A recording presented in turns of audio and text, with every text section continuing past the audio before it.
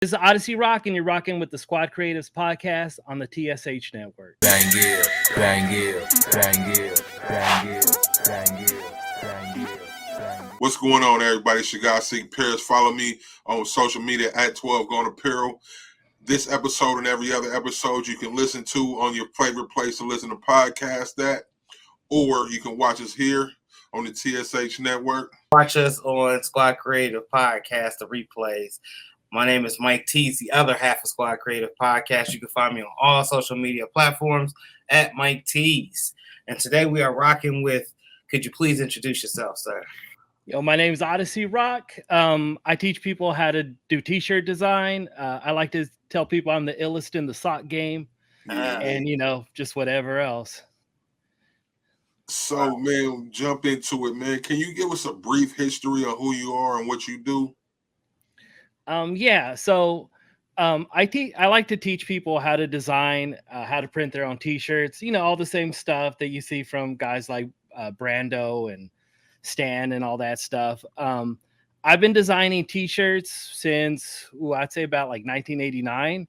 Oh, wow. So I mean, one form or another.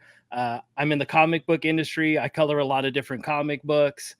And, like I said, I just like to talk about design, and I really like to help people. Yeah, man. So, man, I'm a comic book show, movie, TV. That's all I watch, man, basically. Can you talk about some of the comic book stuff?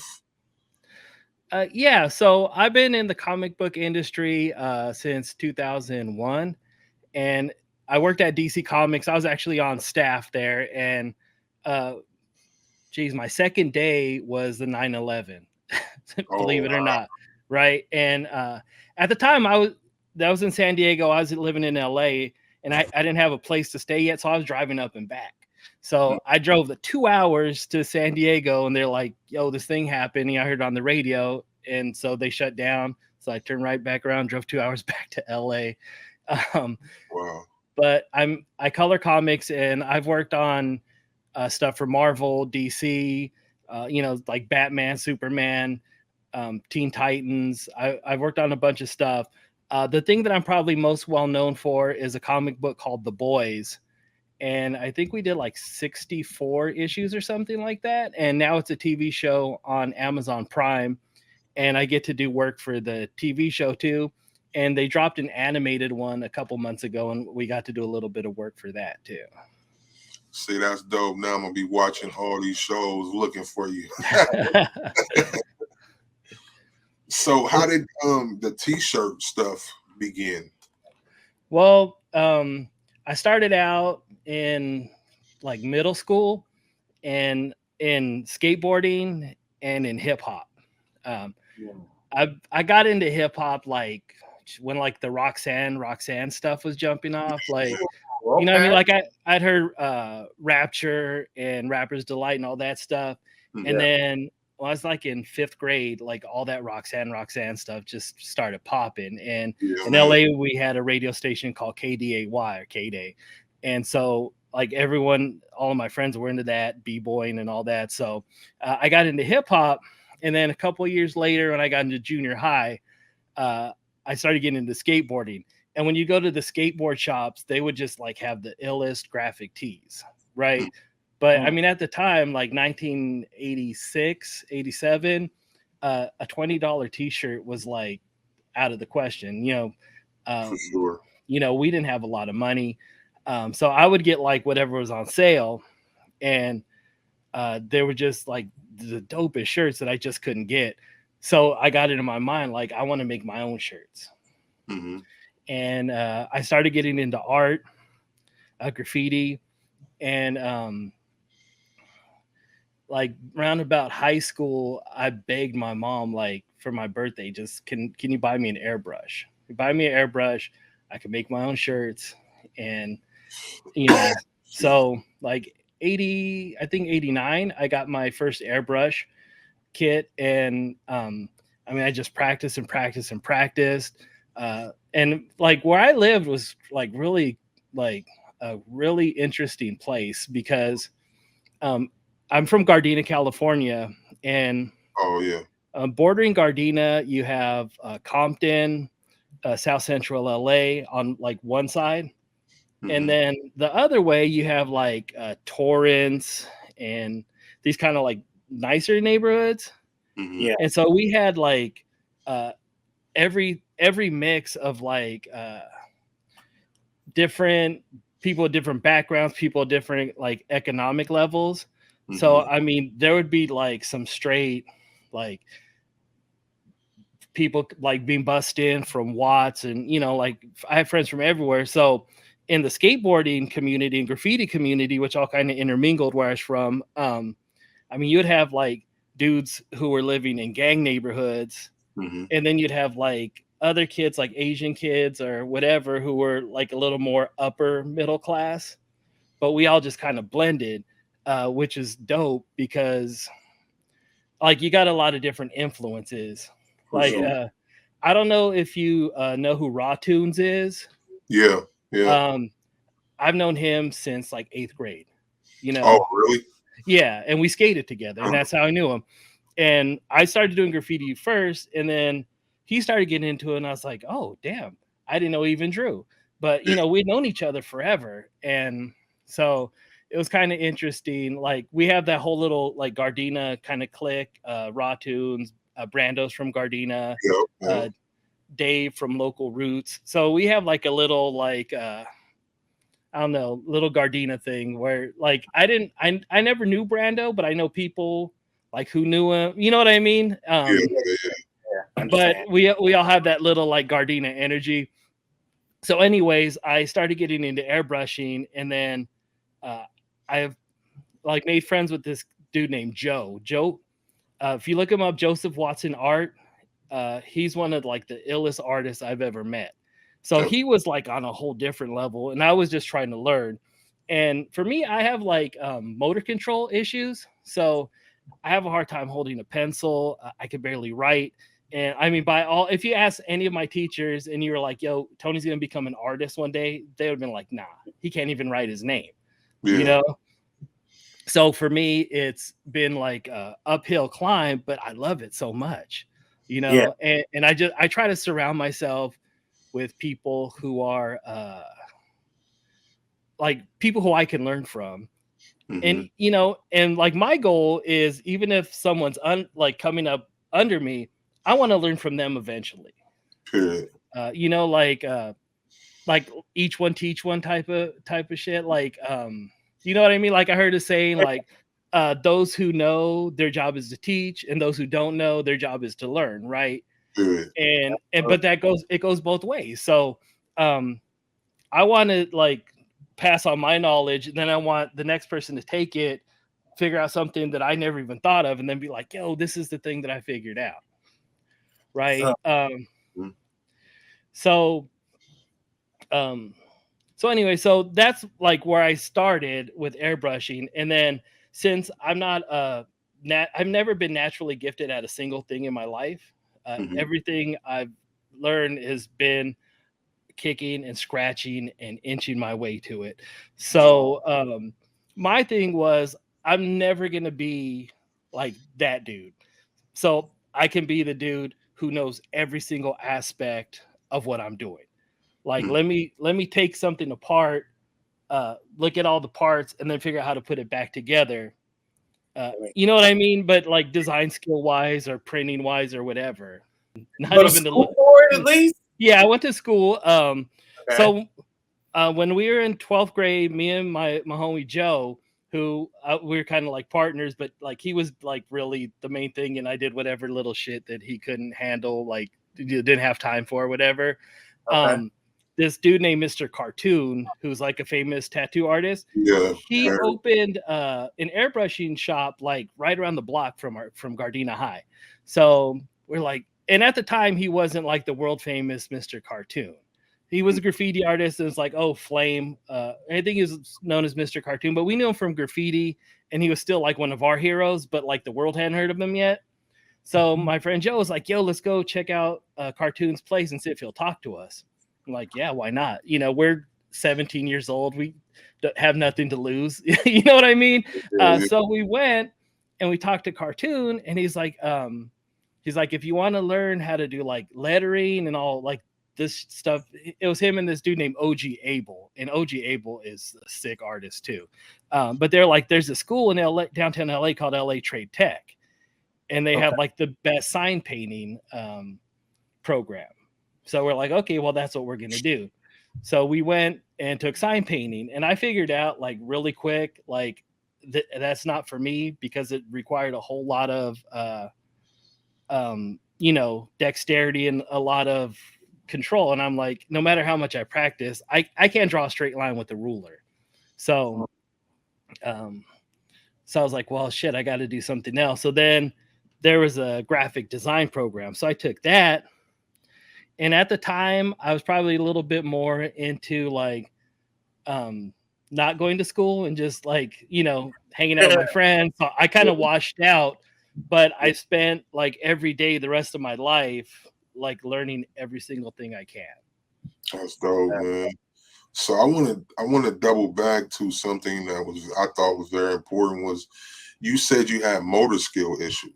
Yeah. So what were some of the things you did besides just consistency, of course, but what were some of the things you did to overcome that, and does it still affect you today? It still affects me today. Computers have helped a lot, and I know people say like, well, using the computer's cheating. I don't believe any of that stuff.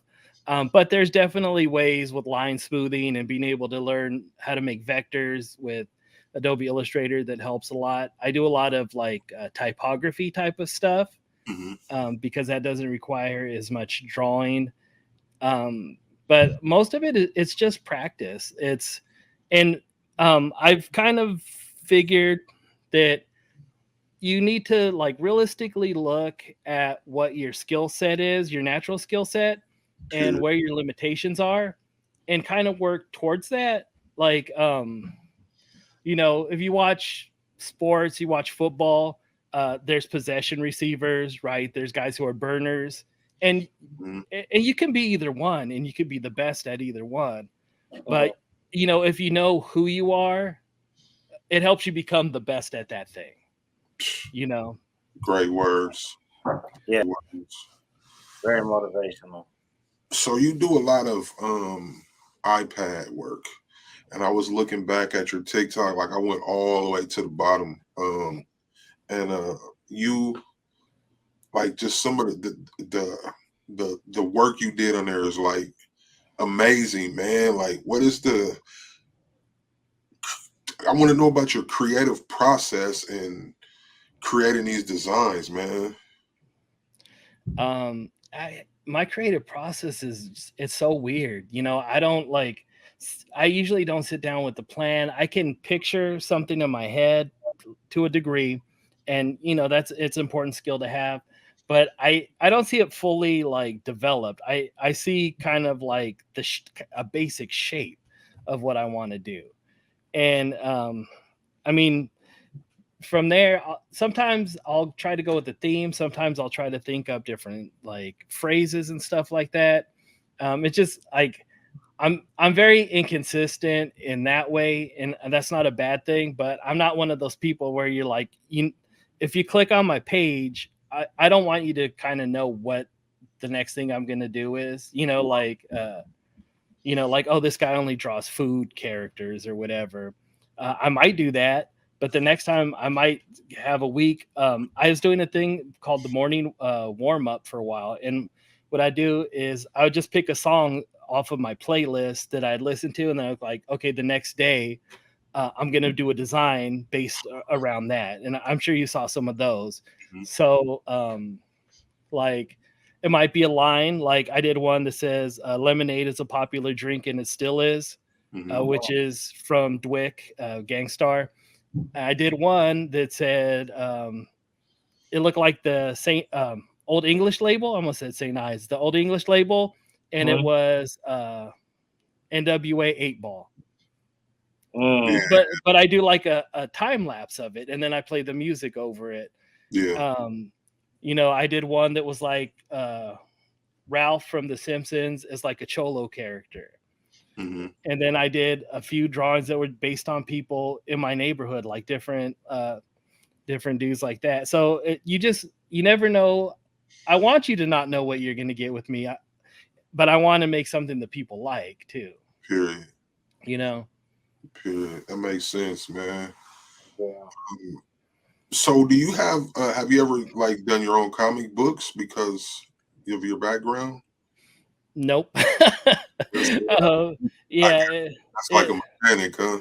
Yeah. Yeah. It's like I want to do something different because, like right now, I'm working on this project. I'm almost done, but I've been putting in like 12 hours a day, sometimes more. And so when I'm done, I'm like, I want to give my a brain a rest from that Mm-hmm. and design something else, design a shirt or a hat or something. Man, I'm glad you took the time to sit down with us. Thank you, man. Faded us in. Yeah, no, I appreciate you guys having me, Yeah, It's man. blessing to be in your presence, sir.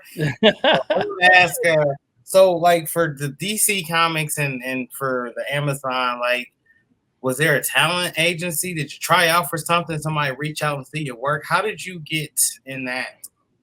um the company that the division of DC that I got hired at initially was just looking to hire people, and I sent in samples, and like I have no idea why they even hired me. Like looking back at the time, I was like, yeah, this is it. And then looking back, it's like, oh, why? Like I didn't know anything, but they were like, yeah, we'll give you a try. And I learned every single thing. Yeah. So it was actually an imprint of DC called Wildstorm, and it was started by Jim Lee, who's like one of the biggest artists ever in comics. So while I was there was Jim, there's this other guy, Will Sportacio, and they would allow you to like ask them stuff, and you can come to them like there was a time where they're like, the coloring department isn't getting it done. You guys need to go talk to Jim Lee and show him your stuff, and he's going to show you what you're doing wrong, basically. So, but I took those opportunities as like, let me sit under the learning tree and like soak up every single bit that I can, and like I said, that's been me, like always. Like I'm not going to be naturally skilled at it, so let me learn every single bit from whoever will teach me. And yeah, so that's basically where it started. And then after a couple of years, I didn't want to be in San Diego anymore. I wanted to move back to LA. So I was like, let me go freelance. And I was able to go freelance. And when you work for yourself, there's a lot of ups and downs, Yeah.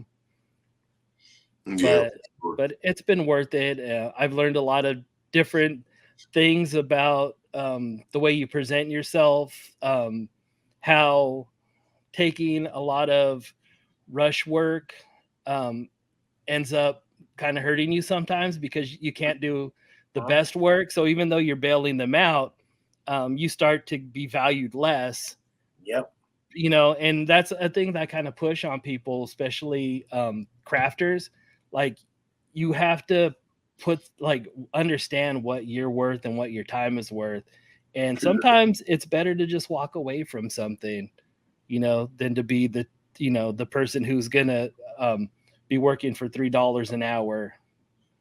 I definitely needed to hear that. I needed to hear that myself because I take on a lot of jobs and sometimes it's not worth it. It wasn't worth it. Yeah, it's hard to say no though. Yeah, it is very, very, very hard to say no. Yeah. I gotta tap in on this, man. You said you don't like cricket design, you don't like silhouette design. Go ahead and get you something more professional like AI. That's right. So I gotta listen, man. I'm a vinyl person, and I love silhouette. Silhouette Studio, I found to where I can color, I can do all my layers, I can even create stuff whereas most people would struggle or they can only do a few things.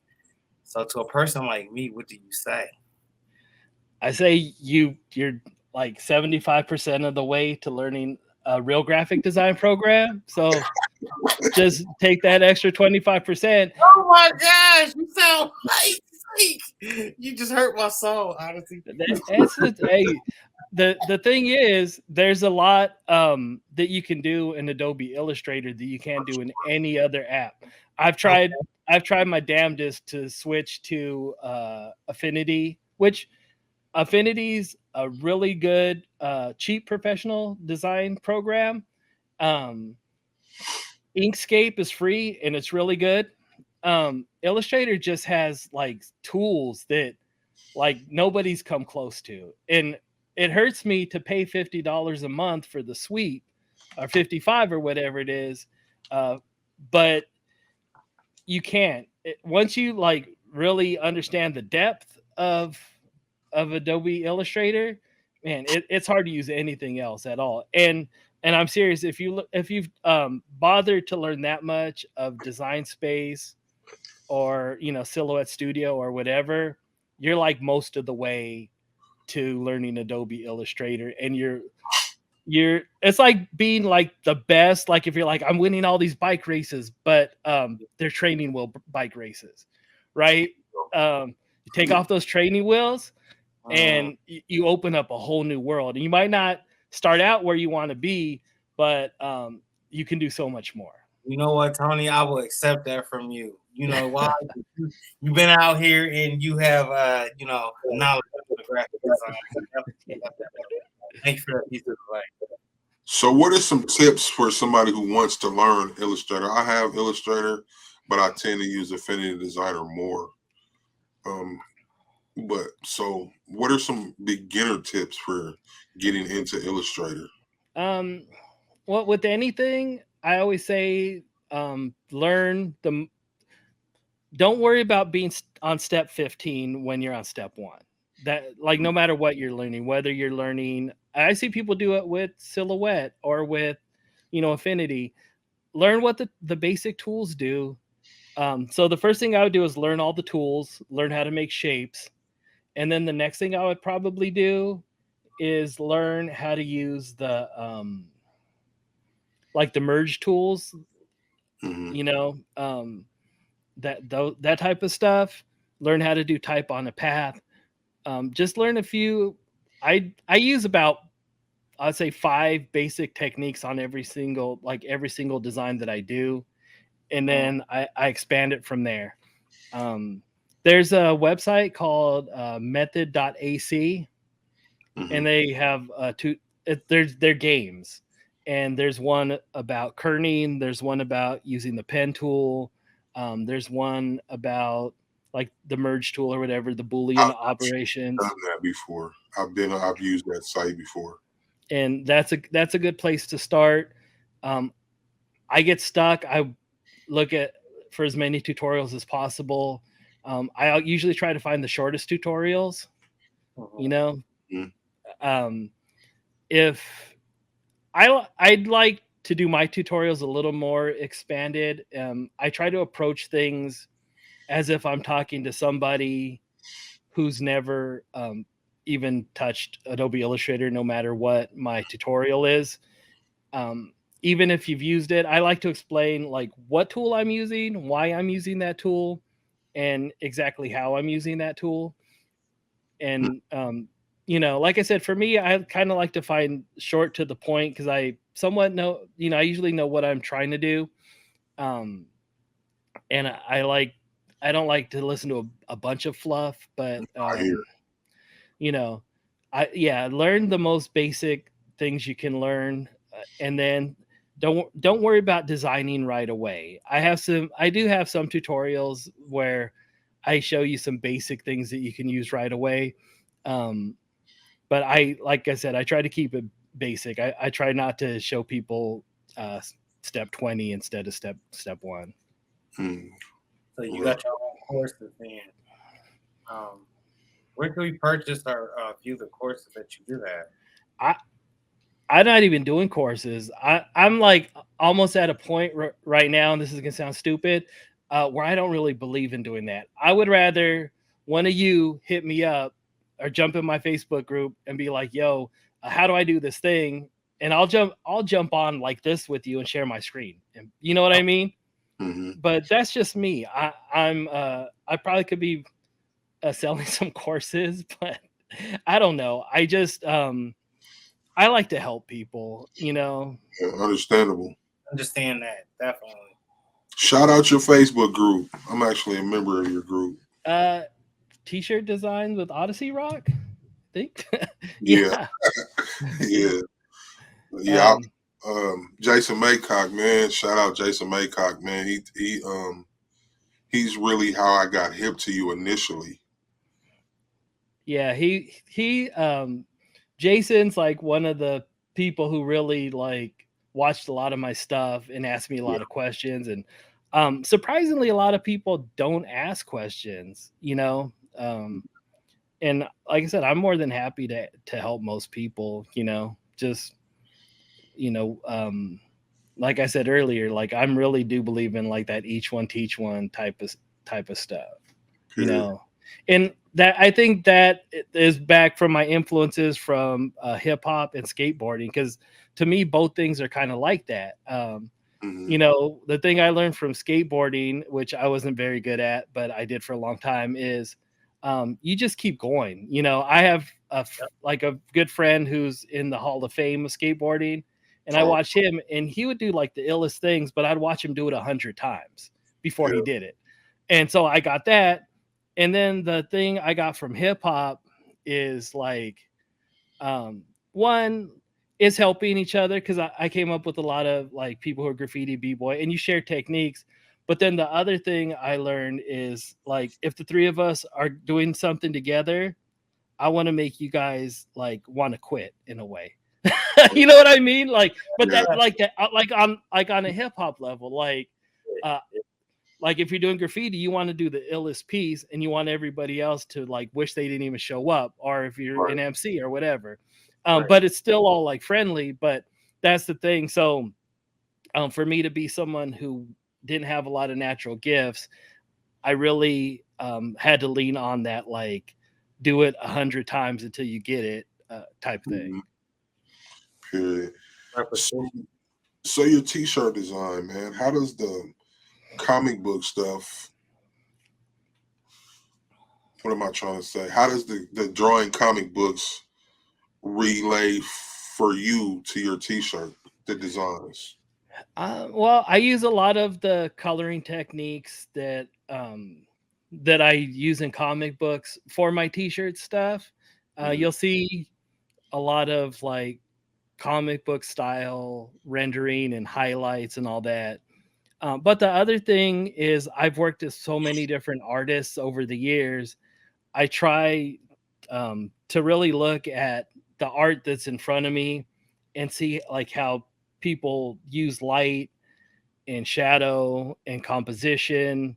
And everybody, I could work with 10 different artists, and everybody has a completely different way they see the world, Right. the way they draw shapes. And so I try to absorb all of that.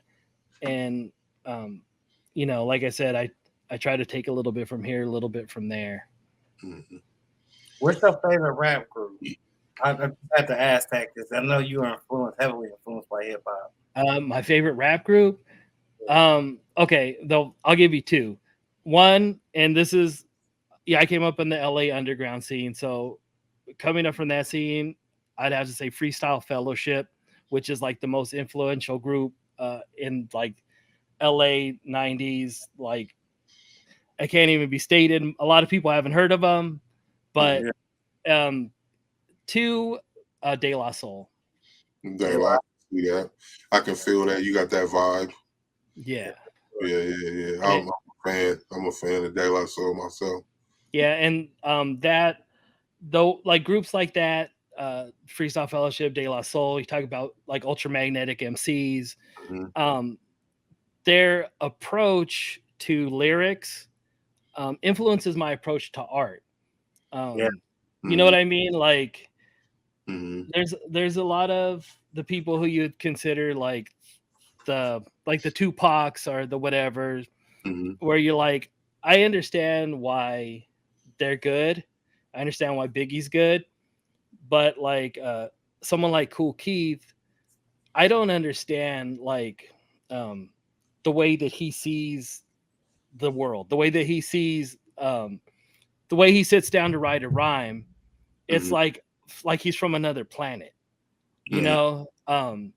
And so that, like hearing that, so like the first time I heard 3 Feet High and Rising, De La Soul album, Mhm. it was like rap could be this, you know, like Prince Paul's production with all the crazy sampling, Mhm. um the lyrics, like they're like new style of speak, you know, like plug tuning Yeah. that, like, you know, answering any other service prerogative. It's like these words don't make sense, but they do, you know.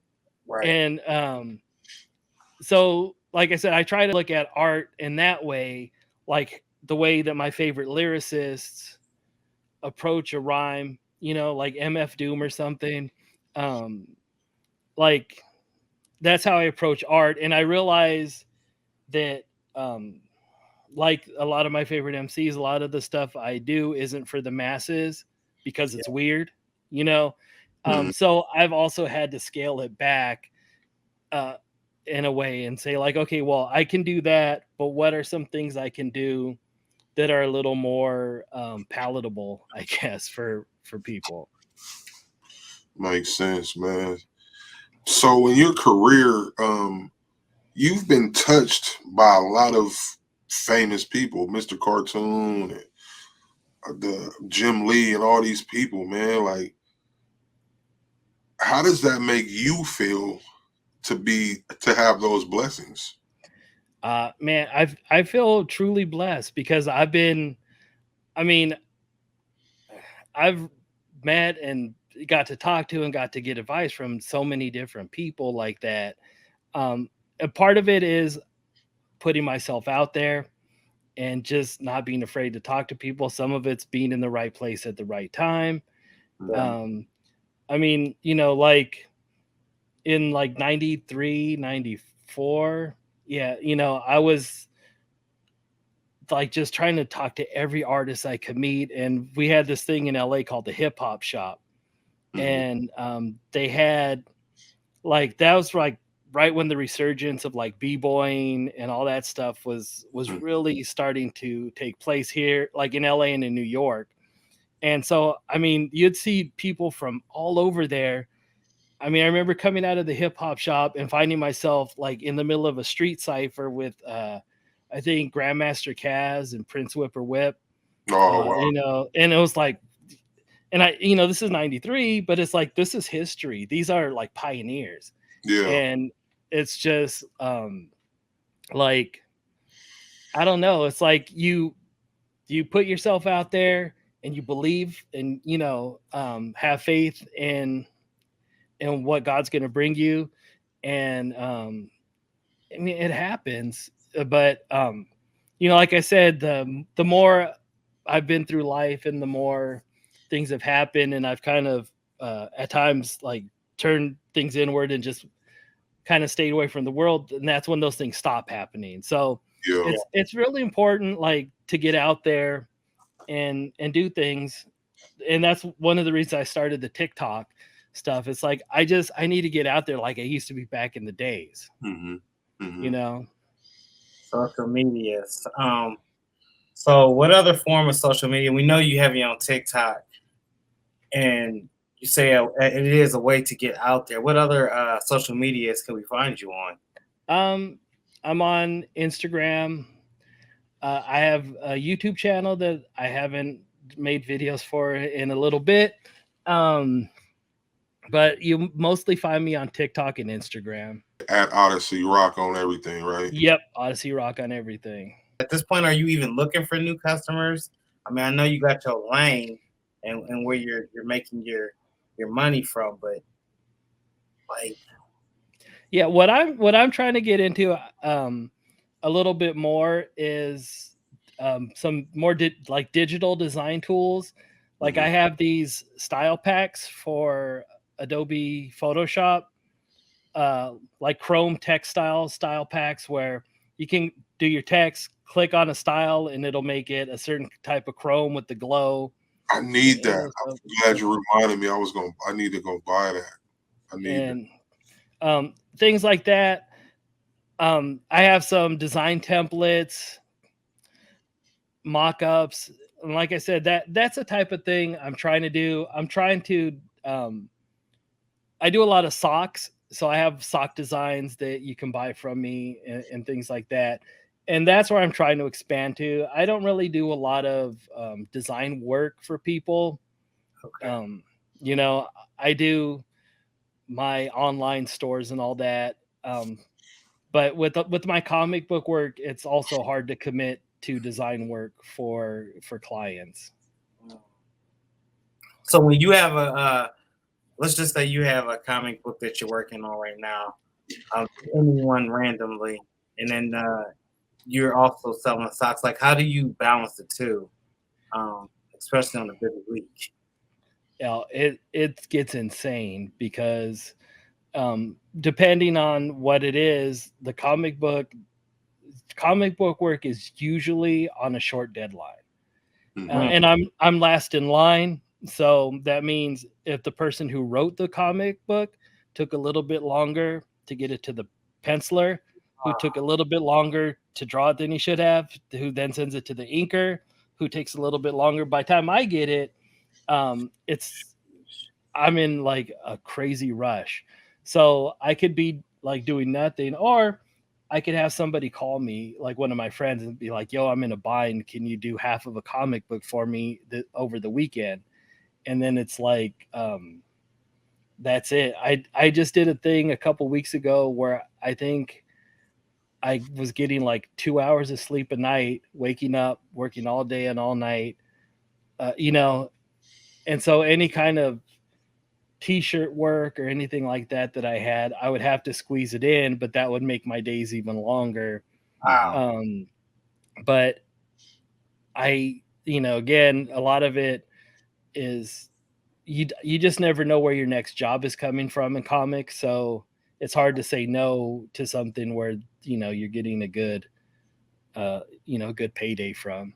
Now I'm also curious. So there's this list that they go through, essentially to create a comic book from start to finish.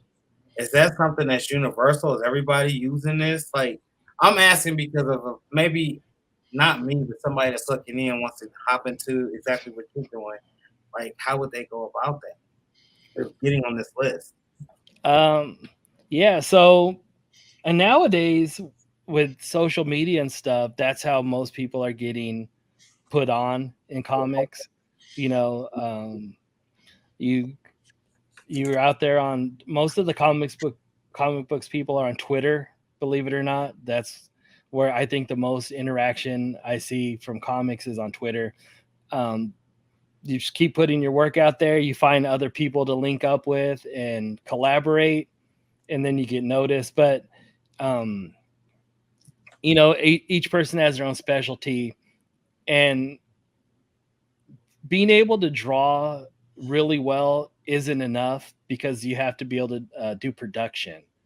And so I have, I have maybe 15 hours more work on the job I'm doing, and it's due in a couple days. So there's no real time for me to say like, well, I don't really feel like coloring today. I'm not inspired. It's a job, and you have to be able to do the job, and you have to be able to do production, and you have to be, well, it's just like doing t-shirts. It sounds fun to do t-shirts, but if somebody comes to you and is like, yo, I have an event, I need 100 shirts in 2 days or whatever, it could be a grind, and it could be painful, and your family might be like, I don't want to even talk to him right now because he's in such a bad mood from all the work, and when you're done, you're happy. Yeah. But whether it's comics or whether it's t-shirts or design, you have to be willing to like just put in that insane amount of work when you need to. And then there's times where things are easy or times where you don't have that much. But like I just did 100 pairs of socks for a restaurant. And it took me a few days to do. Socks are time consuming. Yeah. And my very expensive heat press broke down halfway through the job. That's So I had to I had to bust out the backup press, and I mean it did the job and all that, but it's all those kind of headaches. Like 2 or 3 years ago, in the middle of the Christmas rush, I was selling a bunch of socks on Etsy, and that was the first time my heat press broke down. It was like a week and a half till Christmas. I didn't have a backup press. I wasn't going to get the part for like a week. Yeah. And I'm like, I can't refund like hundreds of dollars worth of orders, Yeah. So that's when I got the backup press. I found it on the Facebook Marketplace for $300. It's a nice press. It's better than like a junk press from Amazon. It's beat up or whatever, but I'm sure you guys have figured this out by now. But when you're doing your own business, you have to be the person who markets, the person who prints it, but then you have to be a repairman. Yeah. You have to be able to source a heat press or something real quick if something happens. I mean, you have to do everything. And like I said, with comics, it's the same in a different way. You have to be. It's not just like, oh, I like drawing or I like coloring or I like writing. There's a lot of things you have to commit to, and a lot of things that aren't fun most of the time. I don't want to say most of the time, but a lot of the time. Mhm. And like I said, it's not for everybody, but some of us are crazy, I guess. So I want to ask, man. So you said you work on the boys and stuff. Like, I'm not asking numbers, but I'm just curious. Like, so you color these comics. Do you get a set fee, or do you get royalties from these books? You get a set, like a page rate. So they'll say, you get X amount per page, and then some comics are 20 pages, some are 30 pages. Mhm. Sometimes there's things like custom comics, which, so let's say Subway goes to DC Comics and they're like, we want to do a Subway comic book for our sandwiches, right? And so DC will say, okay, well, you pay us X amount to do it, and then they hire us. And on those custom jobs, they pay even more than the real comics because Huh. DC's charging them more, which is really cool. But like I think both Marvel and DC, you get royalties also on top of that. It's not a ton, depending on what book you work on. I haven't been lucky enough recently to be on something super popular, Mhm. but a lot of times if you're on like a really really high selling book, then you can make on your quarterly royalty. You'll make basically what you made to do the comic book Oh yeah. extra. So that could be nice too. But yeah, it's a page rate. Did they invite you to the movies, the premiere of the movies, or anything? They just I don't know, all that stuff separate. I get free comic books when I work on one, they give you free copies of that, but that's about it. That's dope though, man. Like, so do you have you ever watched anything and then just saw your work and didn't know your work was in this film or whatever? So No, they usually know what it's gonna be. I can't think of anything that I've done where I'm like, oh, not even like a randomly in the background of like something where they're in a comic book shop or yeah, something. yeah, Nah. Anything I've worked on is something that I knew was going to be on TV, at least so far. yeah. So are you that dude? You be with somebody and be like, "That's me, right? I drew that." Are you that Yeah. guy? Well, hey, if I don't, nobody's going to, right? Yeah, No one's going to tell them for me. So yeah, man. Yeah, man. So I was looking, man. I saw that Styles pack when you first dropped it, and I just keep putting it off. I need to go get that Chrome pack, man. You got a lot of different good stuff on there. Shout out your website, would you? uh, To people can, it's Sockitos.com, SOCKITOS.com. Saquitos and Taquitos, huh? Yeah, it's like a kind of an inside thing, inside joke thing between me and my nephew who passed away a few years back, Oh, kind of unexpectedly. So mhm. um, I was like, okay, that's going to be the name of my thing. But just kind of, he was like my little brother, by Yeah, my nephew. yeah, man. I understand that. Sorry for your loss, brother. Yeah, thanks, man. So, you teach a lot, man. And I mean, you spoke on earlier. You spoke on how you enjoy teaching, like. But I want to know exactly, like, what do you get out of it? Because just, I mean, it's selfless. So, being a teacher, what do you get when you see somebody's work you helped, or you know what I mean? I get the satisfaction of having helped somebody. I've been in a lot of positions in my life where I wish somebody would have helped me, Mhm. and so that I want to be uh, that person. I want to be someone who's just willing to help. Everybody needs like Bill Withers said. We all need somebody to lean on. Period.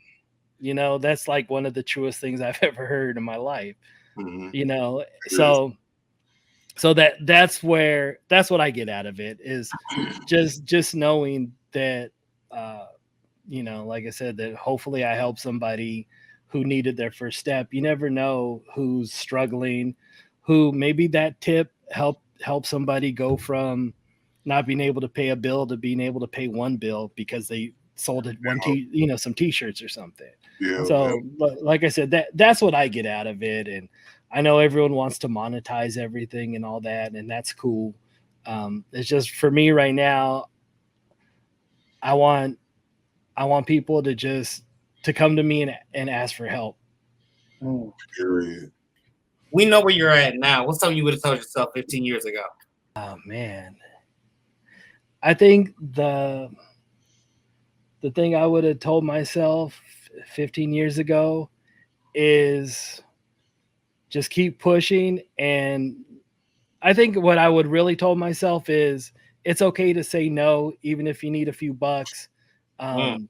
Because the value that you the value you project to other people is the value that they're going to put on you. So if I'm if I'm the dollar store, no one's going to come to me for anything high end, There you go. and I've caught myself just basically doing that because I needed to pay a bill or I needed some quick money. And in the long run, I think I've hurt myself in certain ways. Oh. Mm, it's good advice, man. So, I don't know how we've been on here all this time and we've missed this whole thing. What are your t-shirt printing methods? Um, I do a little. Well, I don't do screen printing. I've done screen printing, but heat transfers. Um, I do some vinyl, which I hate. I hate vinyl. I don't hate vinyl. I hate weeding vinyl. Yeah. It's You the worst. else. I do dye sublimation. I do a lot of dye sublimation actually, and that's the thing that I like best. I don't like that you're limited to light color t-shirts, Yeah. but I like how I can have an idea. I can come down into my work area and I can make that idea like that. I don't Mm. have to like I really like the DTF transfers, but I can't print those. So if I have an idea, then I have to pay for them, and maybe I like it, maybe I don't. I don't know. So I like dye sublimation because it allows me to come up with an idea and get it out there, and I don't have to worry about my vinyl misfeeding in my cutter. I don't need to worry about weeding it. Period. Any So of that stuff. what's your favorite sublimation blanks then, like for your side and maybe the ink? Um, I'm using Silky Socks right now. All right. Right. Those are really good. For t-shirts, I've been using the Jerseys shirts, the 21M. Uh, I like the Next Level Raglan. They're not 100% poly.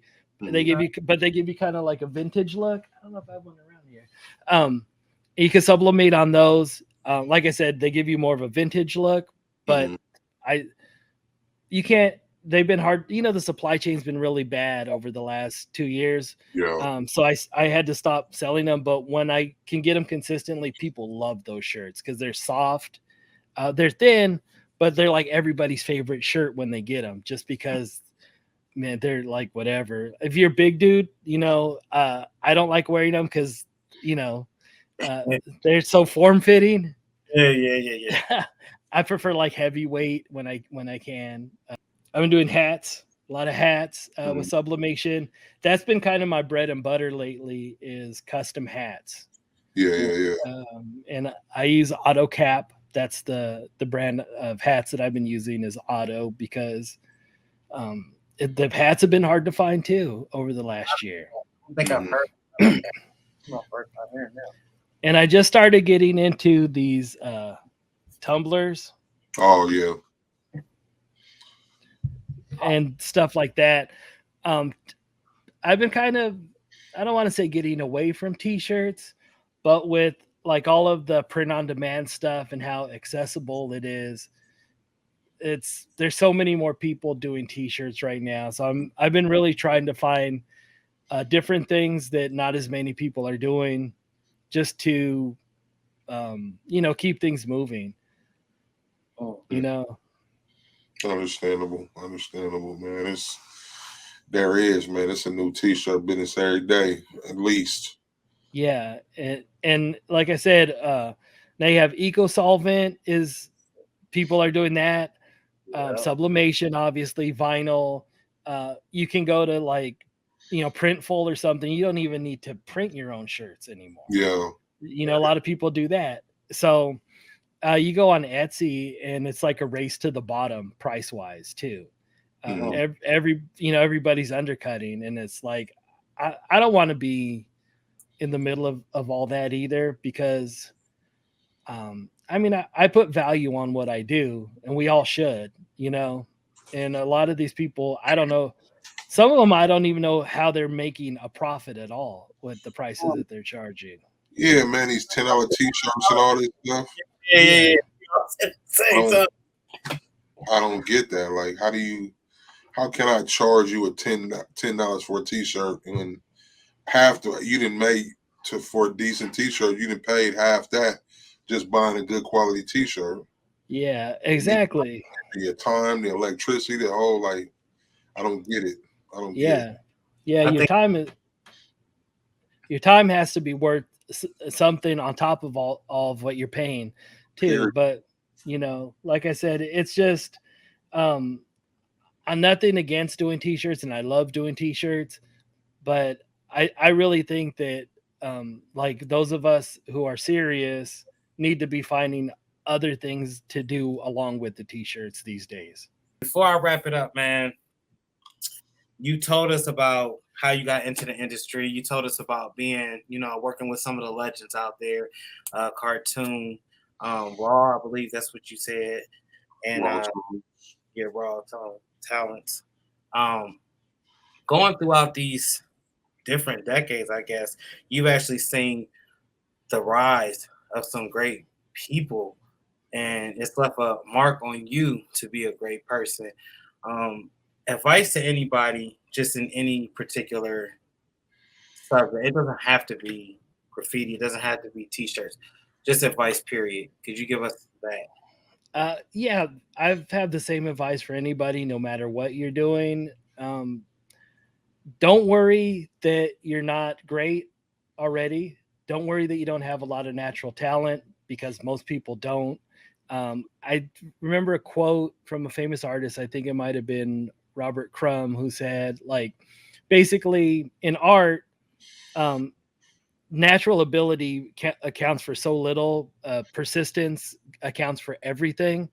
And, whether you're doing art or writing, or, if you're a sports person or whatever, that persistence, like the fact that Jerry Rice is the greatest wide receiver of all time, but he also was the hardest working one, possibly, that he would be there before everybody. He'd be running that hill after everybody went home. It doesn't happen on accident, and, most people aren't great at things when they start. Everyone has to start somewhere. I've never met somebody who was great at anything that they weren't basically obsessive about. You know, everybody who's great at something is basically putting in the work. And some people are going to be more naturally talented than you, but if you're willing to put in the work, you could be great too. Period. Thank Great advice, man. Just want to thank you, man, for coming out. I enjoyed it. Now I'm gonna go back and watch The Boys so I can see to look at your artwork. That's pretty dope, man. I already watched it, but I'm gonna rewatch it just to see your stuff, man. So thank you again, or to pay attention to it, I should say. But thank you, man. Appreciate you for coming out, man. I'm glad it happened now. I guess like we've tried in the past, it didn't, timing Yeah. didn't work out, but everything happened for a reason. Yeah. Thanks for having me too. I really appreciate just the opportunity. You're no problem, no problem. But before we go, man, shout out where they can find you, your store, your social, Uh, your groups. you find me everywhere as Odyssey Roc. Sakitos.com is my website. If you want to buy some graphics or some style packs or whatever, and join my Facebook group, T-shirt design with Odyssey Roc. Don't be afraid to ask questions. There's, not a question that I won't answer. If you need help, I'm definitely down to help. So, you know. So until next time, we Yo, sign off with Steve Harvey.